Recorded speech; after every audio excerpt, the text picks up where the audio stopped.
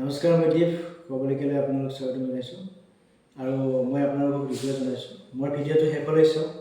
মই কথাখিনি দাঙি ধৰিছোঁ, ভিডিঅ'টো স্কিপ নকৰাকৈ চাওক। আৰু এই ক্ষেত্ৰত আপোনালোকক মই জনাব বিচাৰিছোঁ ভিডিঅ'টোৰ মাজেৰে যে আমাৰ যাতে মৰমৰ ভণ্টি, মা, আই, আমাৰ গতিকে সকলো যাতে সুৰক্ষিত কৰি ৰাখিব পাৰোঁ। সজাগ খবৰ হ'ল আমিবোৰ যিখিনি মানুহ আছোঁ, তো এনেকুৱা নহয় বস্তুবিলাক মই যিটো দেখি আহিছোঁ আজিকালি ভয়ংকৰ ৰূপত বৰ্তমান সময়ত ছ'চিয়েল মিডিয়া প্লেটফৰ্মত যিমানখিনি বস্তু চাইছোঁ দেখিছোঁ, শিক্ষিত দেশকেইখনৰ তুলনাত আমাৰ দেশ শিক্ষিত হৈ গৈ আছে, বহুত শিক্ষিত হৈছে, সেইটো মই কোৱা নাই। শিক্ষিত দেশৰ তুলনাত সমানে ফেৰ মেলিবলৈ গৈছে। মানে কি, মাক দেউতাকে যদি কয় যে এনেকুৱা পোচাক পৰিধান ঠিক নহয়, অলপ ভালকৈ যা, কোনোবাই যাতে কোনো একো নকৰে, মাক দেউতাকে এইটোৰ কাৰণে নকয় ছোৱালীজনীক যে বেয়া পাই কয়। মাক দেউতাকে এজনী ছোৱালীক এইটো কাৰণে পৰামৰ্শ দিয়ে যে যাতে বেলেগ দানৱবিলাকে যাতে সুযোগ নলয়। আমাৰ কেলকাতাৰ জীয়ৰী হওক বা ভাৰতবৰ্ষৰ চুবুৰীয়া যিকোনো জীয়ৰী হওক, বেয়া লাগিছে শুনি, ক'বলৈ ভাষা নাই। কি ক'ম, তেখেতৰ আত্মাই শান্তি লাভ কৰক। প্ৰথম কথাটো হ'ল, ছোৱালী এজনক যোনে এনেকুৱা ধৰণৰ কাণ্ড কৰে সেইসকলক কোনো মাথাত জ্ঞান, মাথাত মছলা নোহোৱা হৈ পৰে। যেনেকুৱা এটা ছুইচাইড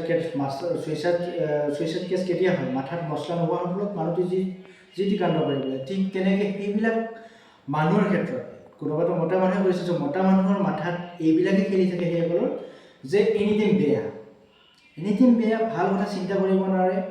আৰু সেই বেয়া সংগখিনিক যদি আমাৰ সমাজত কোনোবাই চিন্তা কৰে থাকে, মানুহে ভাল চিন্তা কৰে, পজিটিভ চিন্তাও কৰে, নিগেটিভ চিন্তাও কৰে।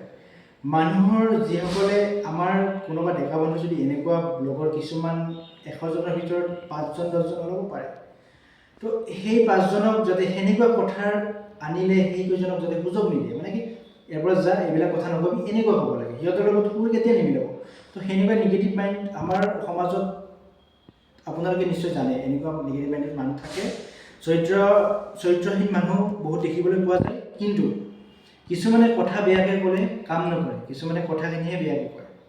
আমি সমাজখন কেনেকৈ আমাৰ হাততো ষ্টেপ থাকে, আমাৰ হাততো এটা সমাজখন ভাল কৰিবলগীয়া মানুহৰ হাতত গোটেইখিনি থাকে। ধৰক যেনেকুৱা আমি যদি সত্যৰ যুগৰ কথা কৰিব যাওঁ, মানুহে আজিকালি হাঁহে যে সত্যবান ধৰ্মত থাকে, সত্যত থাকে। আজিকালিনো ক'ত আছে? আজিকালি আমি যদি চাব যাওঁ, সমাজখন আমাৰ হাতত এইটোৰ কাৰণে থকা বুলি মই কৈছোঁ, ইজনৰ বেয়া দেখিলে ক'ত বেয়াটো ক'ব লাগে চিন্তা কৰিব লাগে। যে কোনোবা এটা শ্বেয়াৰ কৰিছে নিজৰ গাৰ্লফ্ৰেণ্ডৰ ক্ষেত্ৰত বা কিবা ক্ষেত্ৰত, তাৰ ধৰণ, তাৰ মাথাটোৰ এইটো বিবেচনা কৰিহে কোনোবাক ফ্ৰেণ্ডলি কয় যে এনেকুৱা হ'ব, এনেকুৱা আজি ফুৰিবলৈ যাম। ঠিক আছে, নিজৰ গাৰ্লফ্ৰেণ্ড বেয়া কথা নহয়, নিজৰ গাৰ্লফ্ৰেণ্ডৰ কথা সি বন্ধু এজনক কৈছে, শ্বেয়াৰ কৰিছে। কিন্তু এনেকুৱা কিছুমান বেয়া লাগিব যদি আমাৰ মাজত এতিয়ালৈ কোনো তেনেকুৱা মই দেখা নাই। হয়তো সৰুতে কেতিয়া কোনোবাই কিবা কয়, সেইটো আপোনালোকে সকলোৱে সেইটো ধেমালিতে কয়। কিন্তু আজিৰ ক্ষেত্ৰতো যদি এনেকুৱা কোনোবাৰ বন্ধু আছে, এনেকুৱা যদি চিন্তা কৰে যে বা এই বস্তুটো কেনেকুৱা, এইটো বস্তু যদি আমি কিবা মানে ধৰক জাষ্ট প্লেনিং বস্তুবিলাক আপোনালোকে পূৰা গালি দিয়ক। মোৰ ভিডিঅ'টো যিমানলৈকে যায়, মই এইটোৱে জনাব বিচাৰিছোঁ, যিসকলে একজাক্ট বেয়া মানুহ থাকে বুলি কৈছোঁ মই। চব মানুহক এইটো কাৰণে ক'ব নোৱাৰোঁ, মেক্সিমাম মানুহ ভাল আৰু তাৰে 10% মানুহ বেয়া থাকিব পাৰে। এইটো ডাঙৰ কথা। এই ক্ষেত্ৰত আজিকালি এইটোৰ কাৰণে হৈছে যে এইখিনিক আমি কেনেকৈ বাধা কৰিব পাৰোঁ, আমি ভাল মানুহখিনি বুলি ক'ব লাগিব, যিখিনি সমাজৰ কাৰণে ভাল চিন্তা কৰে, সমাজৰ কাৰণে এতিয়াও আছে যে এইটো বেয়া। তো সেই মানুহখিনি যদি সেনেকুৱা ধৰণৰ কথা চিন্তা কৰি যদি শ্বেয়াৰ কৰিব খোজে, পাত্তা দিয়াটো দূৰৰ কথা, ডাইৰেক্ট পিটিব লাগে। তো প্ৰথম কথা সেইটো, এনেকুৱা মাইণ্ডত নাথাকে বাৰু, মই দেখা নাই। যদি আছে সেনেকুৱা কৰক। আৰু মেইনলি কথা ক'বলৈ গৈছোঁ ছোৱালীৰ ক্ষেত্ৰত, ছোৱালীখিনিয়ে সম্পূৰ্ণভাৱে নিজৰ ড্ৰেছ মেইনটেইন কৰে, সেইটো কোনো বেয়া কথা নহয়। যোনে সেইবিলাক গুৰুত্ব নিদিয়ে, ধৰক লাইক ফৰেইন কাণ্ট্ৰিৰ দৰে কোনো ধৰণৰ সেইটো নাই। কোনোবাই কৰিছে এনেকুৱা শৈলী চিন্তা কৰিছে, ঠিক আছে।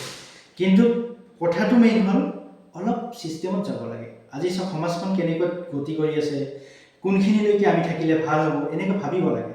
কাৰণ এইটোৰ কাৰণে ভাবিব লাগে, যিটো পৰিস্থিতি দেখিছোঁ ভাৰতকে ধৰি বা বিভিন্ন দেশত বেয়া দেখিছে, বহুত বেয়া লাগিছে। এইটোৰ কাৰণে বেয়া লাগিছে, আমি যদি শিক্ষিত হৈ আজি যদি এনেকুৱা ৰূপত কৈছোঁ, আজি চব ডক্টৰ এজনৰ ক্ষেত্ৰত যদি ইমান ভয়ানকভাৱে এটা ভয়ানক কাণ্ড হ'ব পাৰে, ভয়ানক কাণ্ড ডক্টৰ এজনৰ ক্ষেত্ৰত যদি হ'ব পাৰে, সাধাৰণ মানুহৰ ক্ষেত্ৰত কেনেকৈ নোৱাৰিব যদি আপুনি ভাবে। তো ভয় নিজৰে থাকিব লাগে। যিকোনো ক্ষেত্ৰত বাহিৰলৈ গ'লে, ৰাতি বা পাৰ্টিত গ'লে, কোনোবা কিবা ক্ষেত্ৰত গ'লে, কোনোবাই যদি ঘৰৰ ফেমিলিয়ে হওক, কোনোবাই যদি মানা কৰে যে এনেকুৱা নহয়, এনেকুৱা ড্ৰেছ মেইনটেইন কৰে, বেয়া নাপাব সেইবিলাকৰ, কাৰণ আপোনালোকক সুৰক্ষাৰ বাবে তেওঁলোকে কৈছে, বেয়া পাই আপোনালোকক কোৱা নাই। কোনোবাই যদি কৈছে তো অলপ কেয়াৰ কৰক নিজকে।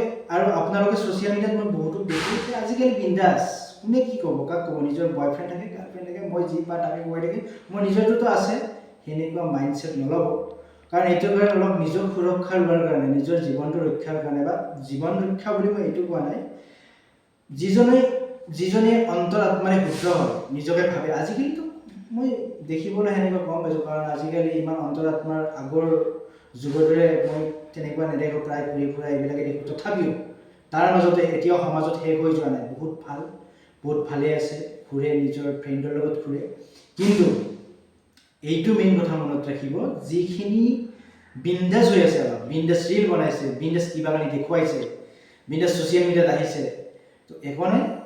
কিন্তু সেই যিবিলাক বুৰ্বক আছে, যিবিলাক মাথাৰ শূন্য হৈ গৈছে, সেইবিলাকে কিন্তু সেইবিলাক নাচায়। সেইবিলাকে কি চিন্তা কৰে, তাই আহিছে, তাইক মানে কিবা এটা ফ'ল' কৰিব লাগিব। তো বেয়া চিন্তা কৰা মানুহখিনি অলৰেডি আছেই। কিন্তু যিবিলাকে ভাবি আছে নিজকে যে মই বিন্দাছ আছোঁ, মই এনেকৈ একো নাই, কিন্তু সুযোগ কোনোৱে কাকো সেইটো ক'ব নোৱাৰে যে কেতিয়া কি হয় মানুহৰ জীৱনত। চ' নিজকে ৰক্ষা ৰাখক, আমি নিজকে সজাগ হ'ব লাগে। আৰু মই ৰিকুৱেষ্ট কৰি গৈছোঁ আপোনালোকক, মহিলা সমাজখিনিৰ ক্ষেত্ৰত, যি গতিকে বহুতো বেয়া ক্ষেত্ৰত আমি দেখিবলৈ পাওঁ। আমাৰ ৰেপ কেছ আদি কৰি বলৎকাৰ বহুত দিনক দিনে সেই আগৰ কিমান 1 বছৰে হোৱা নাই আমি যিটো দেখিছোঁ। তো এই ক্ষেত্ৰত চৰকাৰখনক মই একো নকওঁ, চৰকাৰে বহুত ষ্টেপ ল'বলগীয়া আছে। যিখন চৰকাৰে নহওক কিয়, বহুত আৰৱ দেশৰ দৰে আমি যদি চাব যাওঁ, তো সেইবিলাক দেশৰ দৰে নিয়ম কানুনটো ষ্ট্ৰিক্ট হ'লে, যেতিয়া গুলি কৰি দিয়ে, ৰাস্তাত থিয় কৰাই লৈ গুলি কৰি দিয়া হ'ব, আমাৰ দেশত যদি এনেকুৱা আইন আহে, তেতিয়া নিশ্চয় ভাল লাগিব। কাৰণ এইটোৰ কাৰণে ভাল লাগিব যে চৰকাৰে এটা গ্ৰেট সিদ্ধান্তত লৈছে আৰু ডাইৰেক্ট স্পট ডেথ।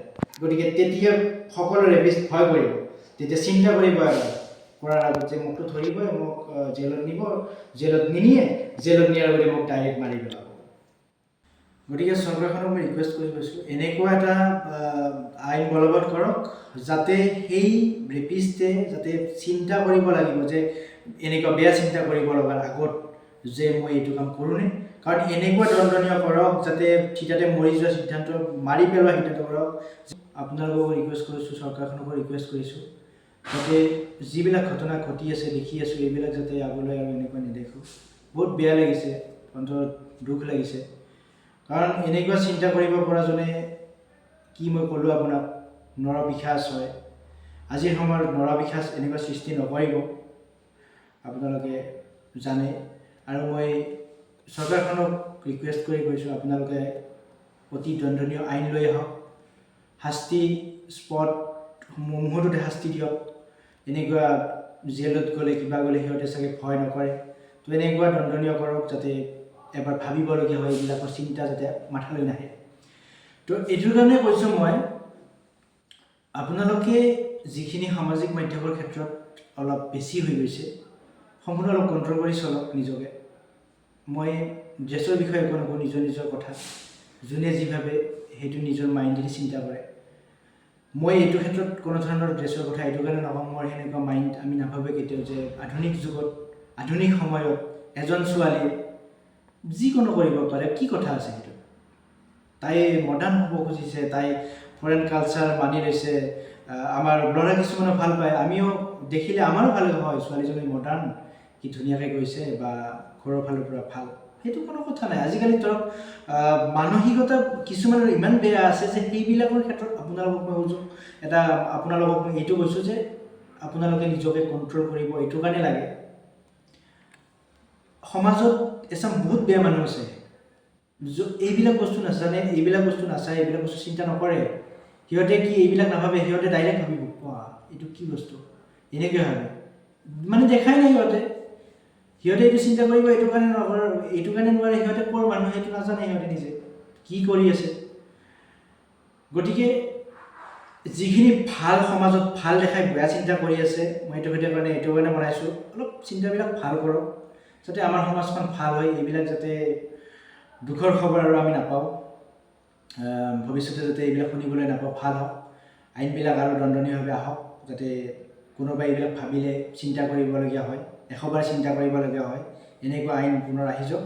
গতিকে মই চিষ্টাৰবিলাক ৰিকুৱেষ্ট কৰি গৈছোঁ, বাইদেউবিলাক ৰিকুৱেষ্ট কৰি গৈছোঁ, আপোনালোকে অলপ সামাজিক মাধ্যমত অলপ ভালকৈ যিমানকৈ ভালকৈ চলিব পাৰে, বেছিটো নকৰিব, অলপ ভালকৈ চলক। তো এইখিনি কৈ আপোনালোকক মই ধন্যবাদ জনাইছোঁ।